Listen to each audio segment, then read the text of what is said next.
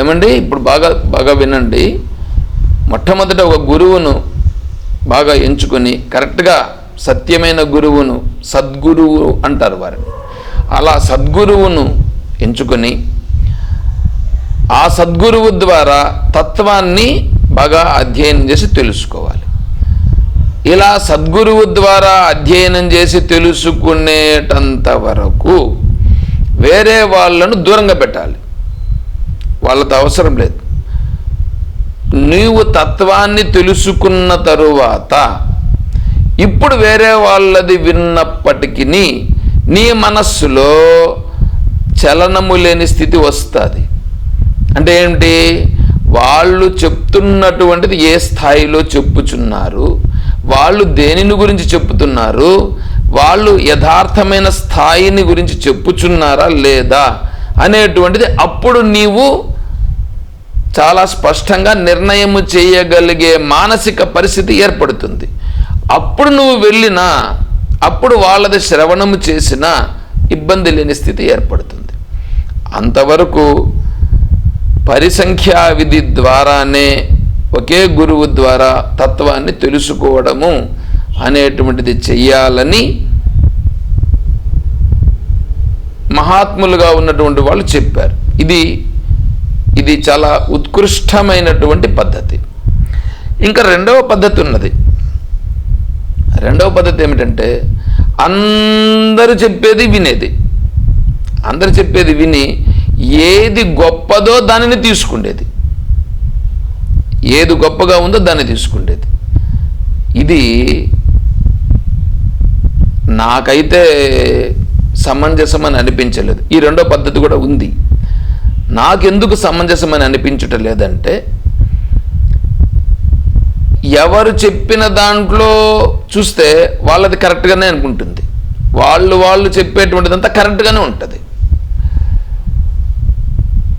మనకు ఆ వివేచనా జ్ఞానము లేకపోయిన కారణము చేత వాళ్ళు నిరూపించేటువంటి విధానాన్ని చూస్తే ఇది సత్యమే అనేటట్లుగా తెలుస్తుంది.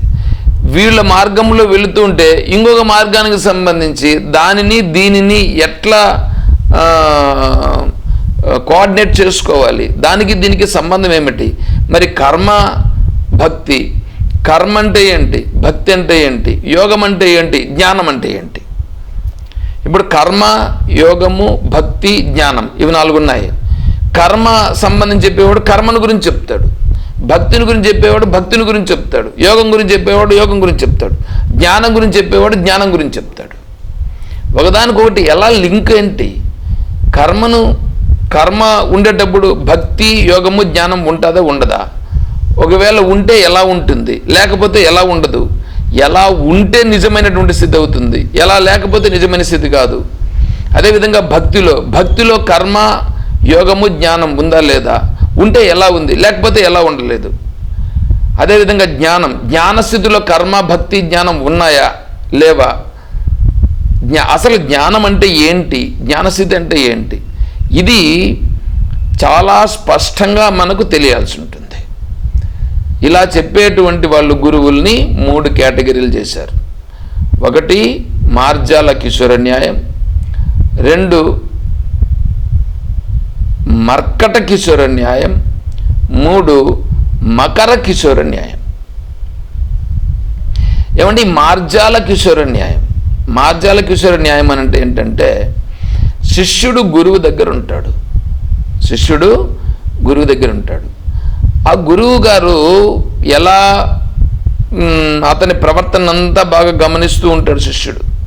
1 ఆ తర్వాత గురువు ఏం చేస్తాడంటే, శిష్యుడు వీడు నన్ను ఆశ్రయించి ఉన్నాడు కాబట్టి వాణ్ణి యొక్క